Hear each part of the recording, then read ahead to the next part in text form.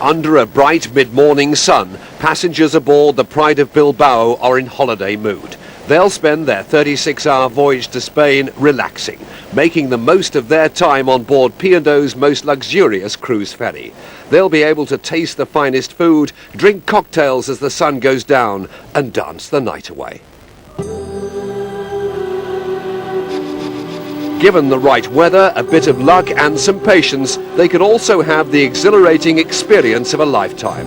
From the decks of the Pride of Bilbao, it's possible to catch sight of several different species of dolphins and whales. Some come so close, the temptation is to reach over and touch.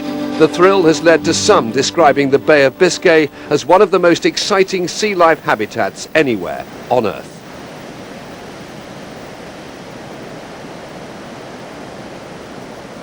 Relaxation is the last thing on the minds of those on the bridge. Up here, a team of dolphin watchers keeps a constant lookout. They're not on holiday, they're here to work. Either there's some birds on the surface or there's some breaking water, or some buoys or something. They've been here since the dawn broke and will be scanning the sea until the sun goes down. It's their job to monitor the numbers and types of dolphins and whales in the English Channel and the Bay of Biscay. I think, yeah, there's something out there, 2 points to starboard, 450, 500 metres. The survey by the Biscay Dolphin Research Project has been carried out once a month for 2 years. It's sponsored and supported by P&O and the crew of Pride of Bilbao. In charge is Andy Williams. We do it dawn to dusk. We're constantly looking, we're constantly scanning the horizon. It's very long days and very hard work. And everybody that comes on the ship isn't just going to walk up to a window, look out and see whales and dolphins all over the place. But it is true that if you do look and you spend time, then there is a reasonable chance of seeing them. The team's search for dolphins and whales has captured the imagination of passengers and crew. Their enthusiasm is quite infectious, with the crew particularly. Whilst we're very experienced at keeping a lookout for ships, and we'll probably pick up ships many, many miles before Andy and his team do, they've got the knack of picking up all the wildlife. And to be honest, even though we've traded this route for the last 5 years, we hadn't realised quite how much there was out there until Andy and his team joined us. Without P&O, we wouldn't have been able to do it. The crew on board the ship have been more than fantastic. Without their help, without their encouragement, without their support and their kindness, I think we'd have found it a very long and very arduous 3 years. But in fact, it's been an absolute pleasure from the first day we stepped on the ship until now. There are regular bridge visits for enthusiasts, people who would otherwise have to spend a fortune and travel thousands of miles to see dolphins in the wild. 2 trips ago we had 1,500 in one group came to the ship, and I mean that's quite a staggering sight, it really is. But just to see 2 or 3 coming from maybe half a mile or a mile away, coming towards the ship, and the thing is, you're in their environment, they have absolute control, and you're going to be, if you're lucky, you'll see things that perhaps you wouldn't dream of seeing elsewhere. And I think it's probably one of the most exciting places on Earth. When we're here, we see dolphins with young, whales with young. One trip, the very last trip I was on, we saw the largest creature on Earth living, a blue whale, and we saw the smallest of all the dolphins in the Northern Hemisphere, a harbour porpoise. And in 2 days, we saw 10 different species of whale and dolphin. Really? Now, if you pay £2,000 and go to Baja, California on one of these very expensive whale watching trips, you aren't going to see 10 species. You might see 3 or 4 if you're lucky. Yes. Back at home, Andy's a policeman with Hampshire Constabulary's Marine Unit. He and his colleagues patrol the rivers, harbours and coastline of the Solent. In 1993, he set up Southern Marine Life Rescue. Over the last 4 years, the group has gone to the aid of dolphins and seals, which have got into trouble along the south coast. Back on board the Pride of Bilbao, there's another keen sea watcher. 10-year-old George Swan from Brighton will be spending many hours on deck.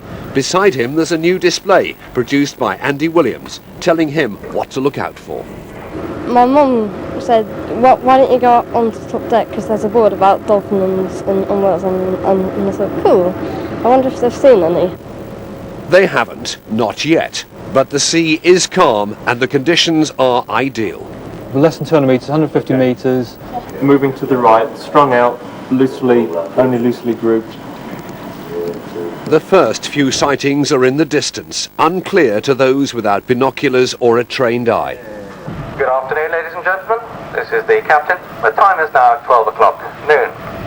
As I told you yesterday, we've got the Sea-Watch Foundation on board, and they've been on the bridge now from the very first moment the sun rose above the horizon, and already this morning we've had some sightings.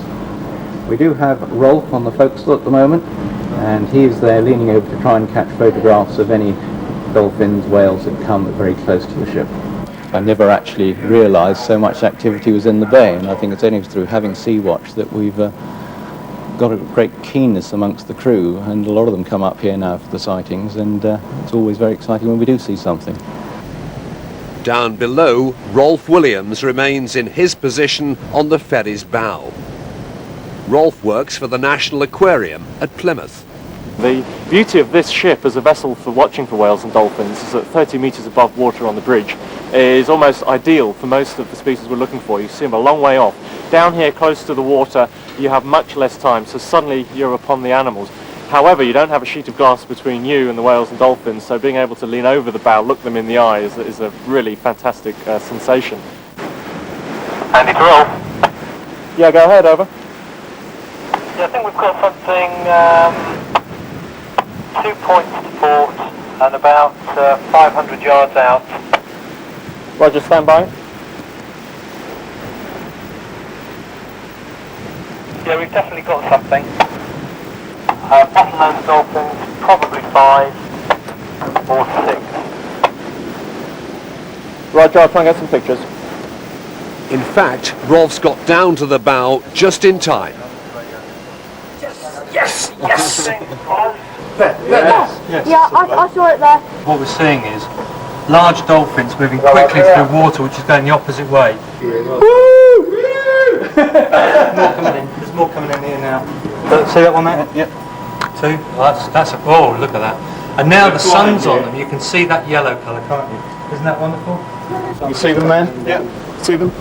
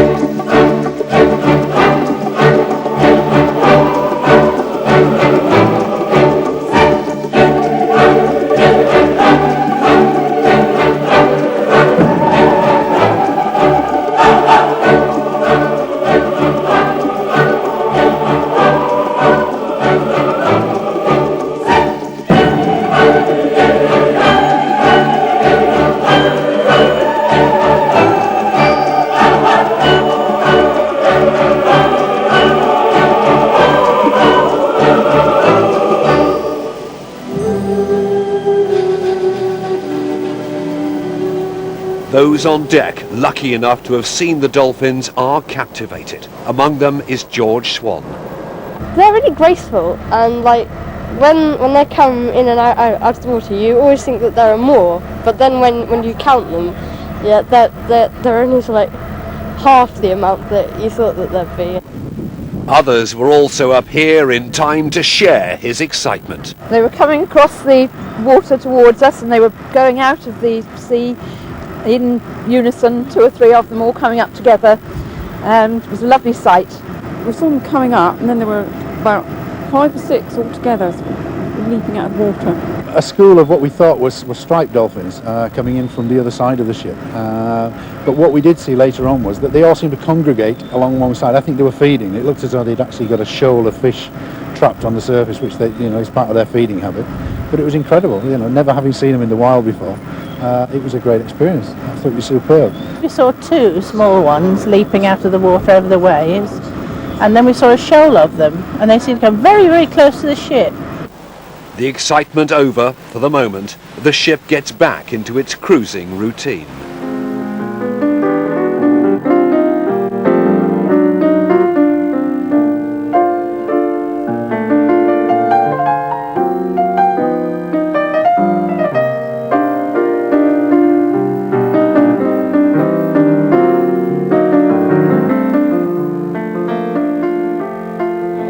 It's lunchtime and tapas is being served.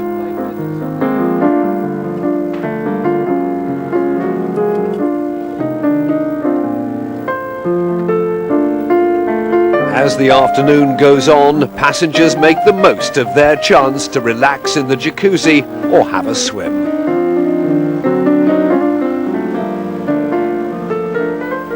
Some are being pampered in the Pride of Bilbao's onboard hair salon.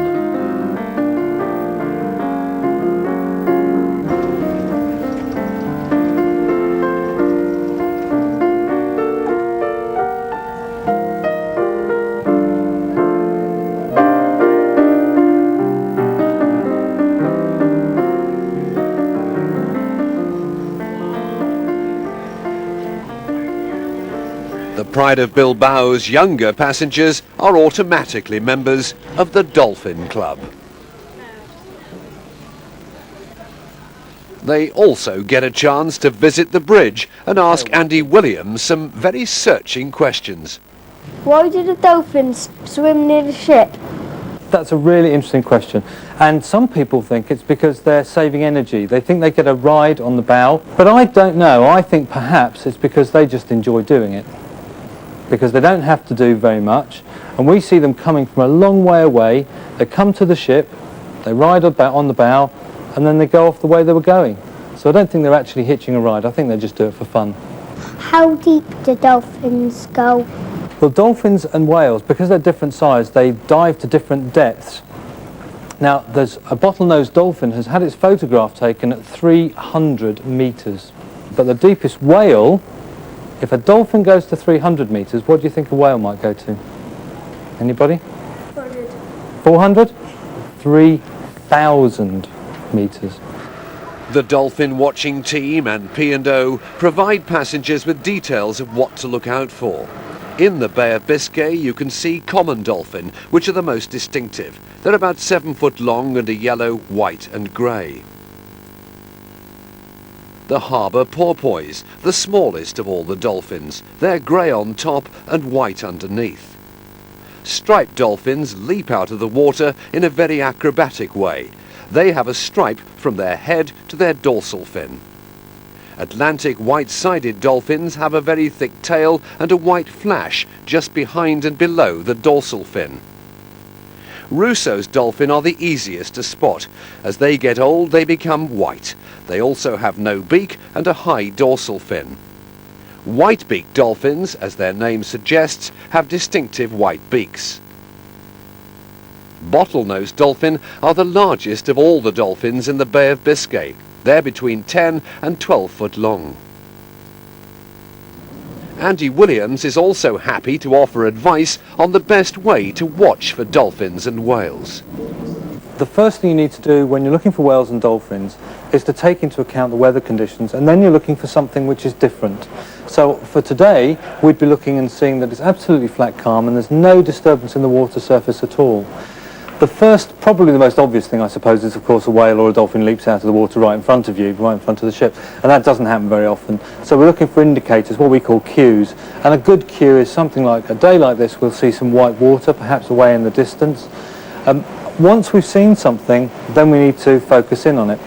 So in order to actually do that, what we start to do is, and anybody who's going to watch, they have to do it this way if they really want to stand the best chance, and that's to look from the foreground right out to the horizon, and then go in segments right round the ship or as far as they can see, scanning from the ship to the horizon, looking for any of those disturbances. If they've got binoculars, and of course once you've done that, then lift the binoculars up, focus on where you saw the disturbance and keep looking at it, because of course these animals spend a short period of time above the water and a lot of time underwater, so you have to focus on the bit of sea that you've seen, keep your eye on it and wait for them to come back. If after a while they don't, take the binoculars down again and then scan as you did before. Things like tuna can be a little deceptive and make the same sort of splashes. Other things to look for perhaps are circling birds. They're always quite a good indicator that there's something going on underneath them. So if ever we see circling birds, we always look immediately below them and then to the side just to check out whether there's any activity, whale or dolphin activity underwater. When you're doing scanning, if you see any whale activity, any whales around, the sort of thing you're going to see then would be water spouts. The classic things that you see in films, huge plumes of water straight up in the air, or little bushy plumes of water, but they're quite distinctive, and on a day like this again, if we're lucky enough to see any, they'll be very distinctive on a day like today. Armed with that information, passengers are back on deck ready for the next sighting. They don't have to wait long.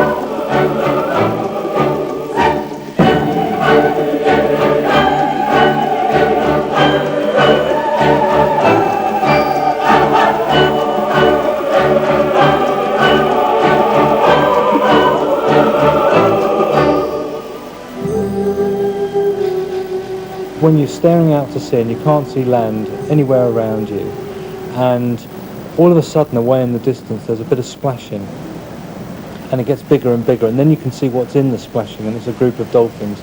And then as I come towards the bow, you can see there's a mother and a calf together, and they're leaping out. It's quite awesome. But the dolphin display still isn't over. As the late evening sun begins to set, they've one last spectacular surprise in store. By their behaviour, I would surmise to be striped dolphins. They're jumping so high off the water that you get an enormous explosion of froth and spray as they impact the surface. That's very distinctive, even though they're probably well over a mile away from the ship. They're strung out, so there's probably quite a largish group, and they're moving along very boisterously, really playful.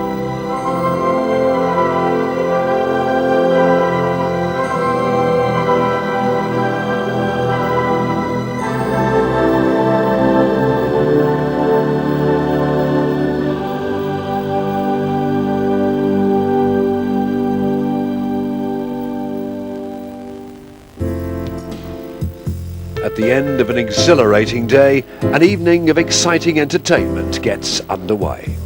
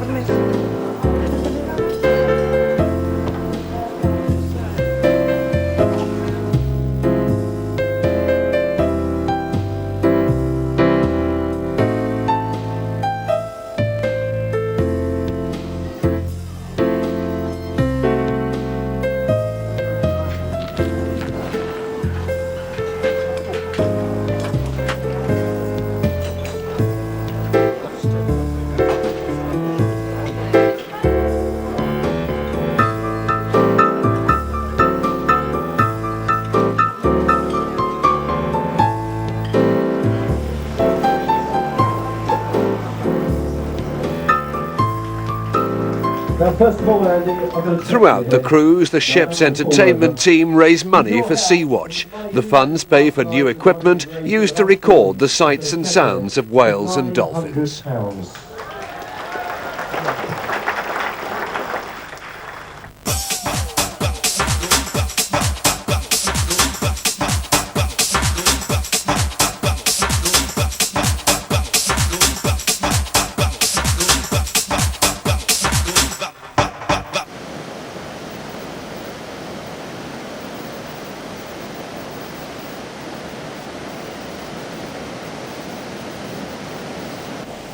Early the following day, the researchers are back on duty. They're tired, but their eyes are still keen. It's been well, is it? Okay. I'll try and get a... As you say, it's quite a small one, so it's probably a juvenile again. They're logging every single sighting they've had throughout the trip. But we're trying to find out what's here all year round, how that changes, what they use the Bay of Biscay for. Do they use it as a nursery area, as a feeding area? And so we have to do this all year round. When we've got all that information together, then we'll be able to be in a better position to decide how to conserve those animals, because this is such a rich area. They're also looking for whales. In the Bay of Biscay, it's possible to see pilot whales, which are completely black, have no beak and a blunt head. Fin whales are the most frequently seen of all the whales. They're the second largest creature in the northern hemisphere. They're about 70 foot long and their backs roll out of the water. Blue whales are unmistakable. They're the largest creature on Earth. They're rarely seen in the bay. Sei whales are very like fin whales, but they're smaller and have a straighter dorsal fin. Sperm whales fit the classic Moby Dick image. Their heads are brown, blunt and hatchet-shaped. Killer whales conform to the movie image of Free Willy. Minke whales are similar in shape to the fin whale, but they're smaller. When they emerge from the water, their heads come first. Cuvier's beaked whale are very distinctive. Chocolate brown in colour, they're very shy and nervous of ships. Humpback whales have very long white fins and sometimes leap out of the water in a spectacular way. Meanwhile, out on the deck, the passengers are relaxing.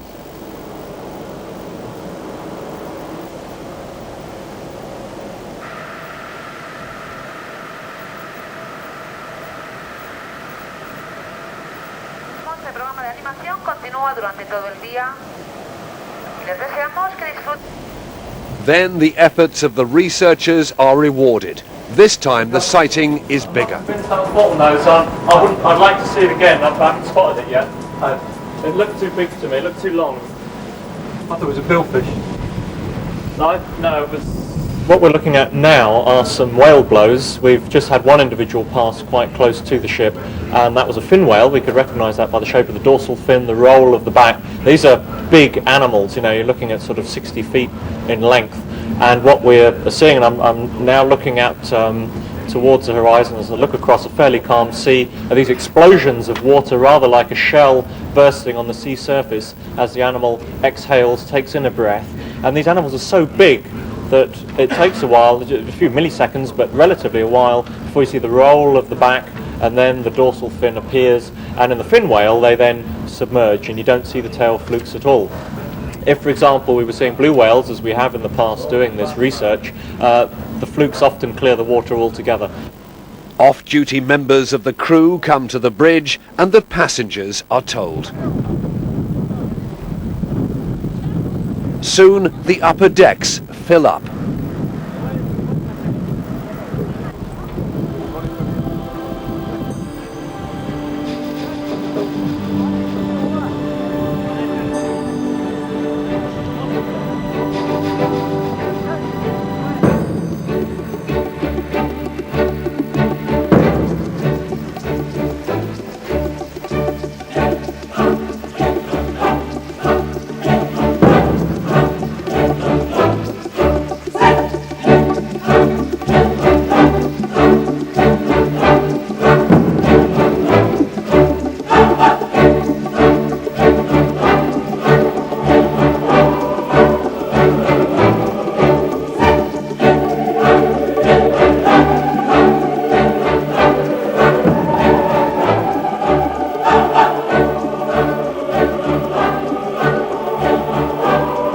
is exciting, yes, yeah, it is. It's good to know that they're out there. Excited?